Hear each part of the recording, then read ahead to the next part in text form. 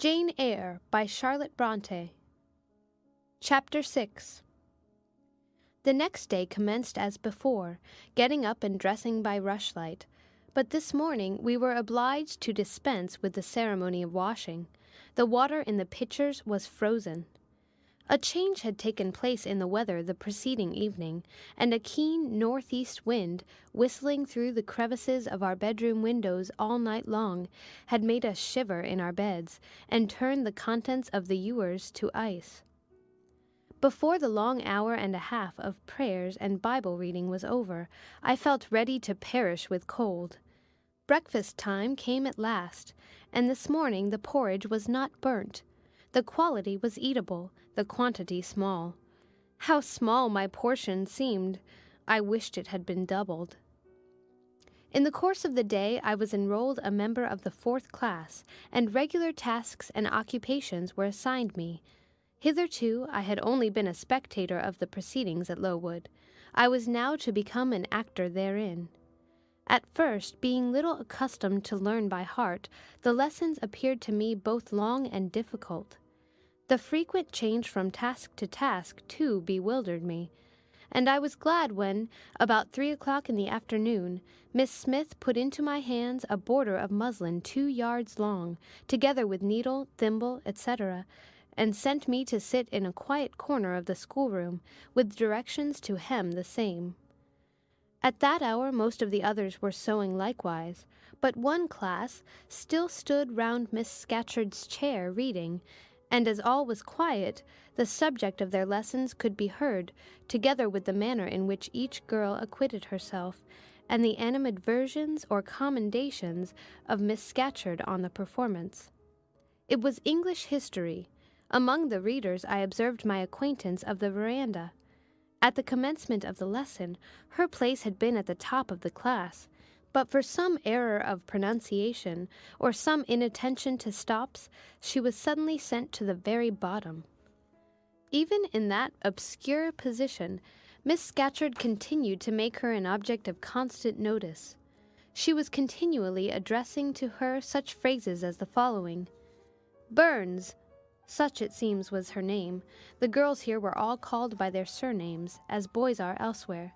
"Burns, you are standing on the side of your shoe. Turn your toes out immediately. Burns, you poke your chin most unpleasantly. Draw it in. Burns, I insist on your holding your head up. I will not have you before me in that attitude," etc., etc. A chapter having been read through twice, the books were closed and the girls examined. The lesson had comprised part of the reign of Charles I, and there were sundry questions about tonnage and poundage and ship money, which most of them appeared unable to answer. Still, every little difficulty was solved instantly when it reached to Burns. Her memory seemed to have retained the substance of the whole lesson, and she was ready with answers on every point. I kept expecting that Miss Scatcherd would praise her attention, but instead of that she suddenly cried out, "You dirty, disagreeable girl! You have never cleaned your nails this morning." Burns made no answer. I wondered at her silence. Why, thought I, does she not explain that she could neither clean her nails nor wash her face, as the water was frozen? My attention was now called off by Miss Smith, desiring me to hold a skein of thread. While she was winding it, she talked to me from time to time, asking whether I had ever been at school before, whether I could mark, stitch, knit, etc. Till she dismissed me, I could not pursue my observations on Miss Scatcherd's movements. When I returned to my seat, that lady was just delivering an order of which I did not catch the import. But Burns immediately left the class, and going into the small inner room where the books were kept, returned in half a minute, carrying in her hand a bundle of twigs tied together at one end. This ominous tool she presented to Miss Scatcherd with a respectful curtsy. Then she quietly, and without being told, unloosed her pinafore, and the teacher instantly and sharply inflicted on her neck a dozen strokes with the bunch of twigs. Not a tear rose to Burns' eye, and, while I paused from my sewing, because my fingers quivered at this spectacle with a sentiment of unavailing and impotent anger, not a feature of her pensive face altered its ordinary expression. "Hardened girl!" exclaimed Miss Scatcherd. "Nothing can correct you of your slatternly habits. Carry the rod away." Burns obeyed. I looked at her narrowly as she emerged from the book-closet. She was just putting back her handkerchief into her pocket, and the trace of a tear glistened on her thin cheek. The play hour in the evening I thought the pleasantest fraction of the day at Lowood. The bit of bread, the draught of coffee swallowed at 5 o'clock, had revived vitality, if it had not satisfied hunger. The long restraint of the day was slackened. The schoolroom felt warmer than in the morning, its fires being allowed to burn a little more brightly, to supply, in some measure, the place of candles not yet introduced. The ruddy gloaming, the licensed uproar, the confusion of many voices, gave one a welcome sense of liberty. On the evening of the day on which I had seen Miss Scatcherd flog her pupil, Burns, I wandered as usual among the forms and tables and laughing groups without a companion, yet not feeling lonely. When I passed the windows, I now and then lifted a blind and looked out. It snowed fast. A drift was already forming against the lower panes. Putting my ear close to the window, I could distinguish from the gleeful tumult within the disconsolate moan of the wind outside. Probably, if I had lately left a good home and kind parents, this would have been the hour when I should most keenly have regretted the separation. That wind would then have saddened my heart. This obscure chaos would have disturbed my peace. As it was, I derived from both a strange excitement, and reckless and feverish, I wished the wind to howl more wildly, the gloom to deepen to darkness, and the confusion to rise to clamor. Jumping over forms and creeping under tables, I made my way to one of the fireplaces. There, kneeling by the high wire fender, I found Burns, absorbed, silent, abstracted from all round her by the companionship of a book, which she read by the dim glare of the embers. "Is it still Rasselas?" I asked, coming behind her. "Yes," she said, "and I have just finished it." And in 5 minutes more she shut it up. I was glad of this. Now, thought I can perhaps get her to talk. I sat down by her on the floor. "What is your name besides Burns?" "Helen." "Do you come a long way from here?" "I come from a place farther north, quite on the borders of Scotland." "Will you ever go back?" "I hope so, but nobody can be sure of the future." "You must wish to leave Lowood." "No, why should I? I was sent to Lowood to get an education, and it would be of no use going away until I have obtained that object." "But that teacher, Miss Scatcherd, is so cruel to you." "Cruel? Not at all. She is severe. She dislikes my faults." "And if I were in your place, I should dislike her. I should resist her. If she struck me with that rod, I should get it from her hand. I should break it under her nose."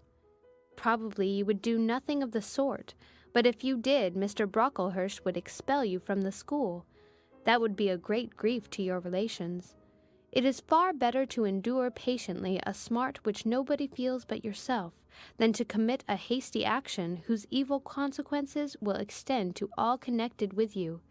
And besides, the Bible bids us return good for evil." "But then it seems disgraceful to be flogged, and to be sent to stand in the middle of a room full of people. And you are such a great girl. I am far younger than you, and I could not bear it." "Yet it would be your duty to bear it, if you could not avoid it. It is weak and silly to say you cannot bear what it is your fate to be required to bear." I heard her with wonder. I could not comprehend this doctrine of endurance, and still less could I understand or sympathize with the forbearance she expressed for her chastiser. Still I felt that Helen Burns considered things by a light invisible to my eyes. I suspected she might be right and I wrong, but I would not ponder the matter deeply. Like Felix, I put it off to a more convenient season. "You say you have faults, Helen. What are they? To me you seem very good. Then learn from me not to judge by appearances. I am, as Miss Scatcherd said slatternly. I seldom put and never keep things in order. I am careless. I forget rules. I read when I should learn my lessons. I have no method, and sometimes I say, like you, I cannot bear to be subjected to systematic arrangements.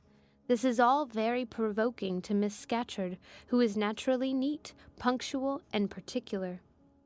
And cross and cruel, I added, but Helen Burns would not admit my addition. She kept silence. Is Miss Temple as severe to you as Miss Scatcherd? At the utterance of Miss Temple's name, a soft smile flitted over her grave face. Miss Temple is full of goodness. It pains her to be severe to anyone, even the worst in the school. She sees my errors and tells me of them gently. And if I do anything worthy of praise, she gives me my meed liberally. One strong proof of my wretchedly defective nature is that even her expostulations, so mild, so rational, have not influence to cure me of my faults, and even her praise, though I value it most highly, cannot stimulate me to continued care and foresight. That is curious, said I. It is so easy to be careful. For you, I have no doubt it is. I observed you in your class this morning, and saw you were closely attentive. Your thoughts never seemed to wander while Miss Miller explained the lesson and questioned you. Now, mine continually rove away. When I should be listening to Miss Scatcherd and collecting all she says with assiduity, often I lose the very sound of her voice. I fall into a sort of dream. Sometimes I think I am in Northumberland, and that the noises I hear round me are the bubbling of a little brook which runs through Deepden, near our house. Then, when it comes to my turn to reply, I have to be awakened, and having heard nothing of what was read for listening to the visionary brook, I have no answer ready. Yet how well you replied this afternoon! It was mere chance. The subject on which we had been reading had interested me. This afternoon, instead of dreaming of Deepden, I was wondering how a man who wished to do right could act so unjustly and unwisely as Charles I sometimes did. And I thought what a pity it was that, with his integrity and conscientiousness, he could see no farther than the prerogatives of the crown. If he had but been able to look to a distance and see how what they call the spirit of the age was tending. Still, I like Charles. I respect him. I pity him, poor murdered king. Yes, his enemies were the worst. They shed blood they had no right to shed. How dare they kill him? Helen was talking to herself now. She had forgotten I could not very well understand her, that I was ignorant, or nearly so, of the subject she discussed. I recalled her to my level. And when Miss Temple teaches you, do your thoughts wander then? No, certainly not often, because Miss Temple has generally something to say which is newer than my own reflections. Her language is singularly agreeable to me, and the information she communicates is often just what I wish to gain. Well, then, with Miss Temple you are good. Yes, in a passive way. I make no effort. I follow as inclination guides me. There is no merit in such goodness. A great deal. You are good to those who are good to you. It is all I ever desire to be. If people were always kind and obedient to those who are cruel and unjust, the wicked people would have it all their own way. They would never feel afraid, and so they would never alter, but would grow worse and worse. When we are struck at without a reason, we should strike back again very hard. I am sure we should, so hard as to teach the person who struck us never to do it again. You will change your mind, I hope, when you grow older. As yet you are but a little untaught girl. But I feel this, Helen. I must dislike those who, whatever I do to please them, persist in disliking me. I must resist those who punish me unjustly. It is as natural as that I should love those who show me affection, or submit to punishment when I feel it is deserved. Heathens and savage tribes hold that doctrine, but Christians and civilized nations disown it. How? I don't understand. It is not violence that best overcomes hate, nor vengeance that most certainly heals injury. What then? Read the New Testament and observe what Christ says and how he acts. Make his word your rule and his conduct your example. What does he say?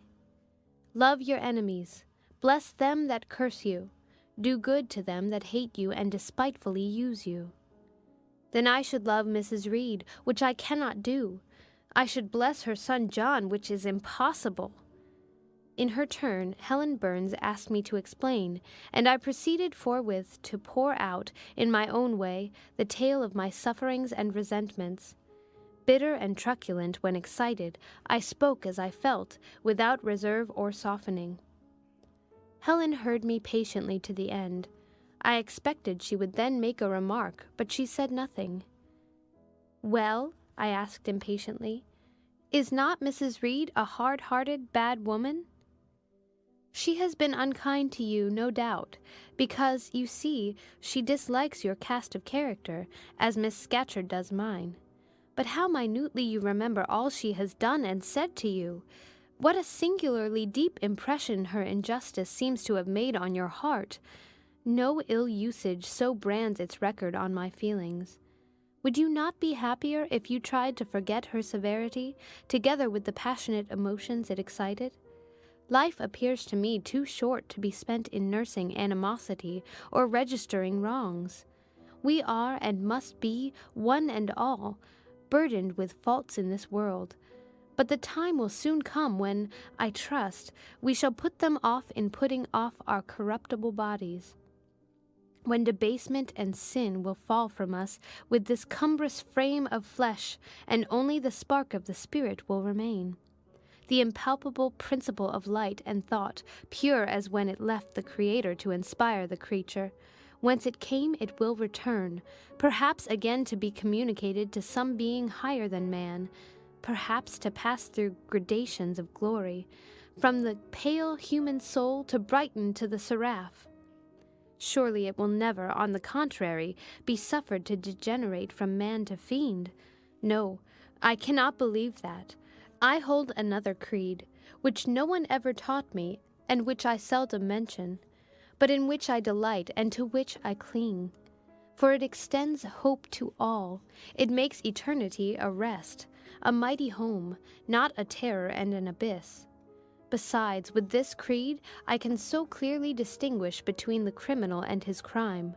I can so sincerely forgive the first while I abhor the last. With this creed, revenge never worries my heart, degradation never too deeply disgusts me, injustice never crushes me too low. I live in calm, looking to the end. Helen's head, always drooping, sank a little lower as she finished this sentence. I saw by her look she wished no longer to talk to me, but rather to converse with her own thoughts. She was not allowed much time for meditation. A monitor, a great rough girl, presently came up, exclaiming in a strong Cumberland accent, "Helen Burns, if you don't go and put your drawer in order and fold up your work this minute, I'll tell Miss Scatcherd to come and look at it."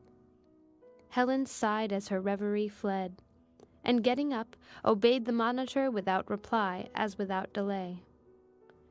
End of chapter. Read by Amanda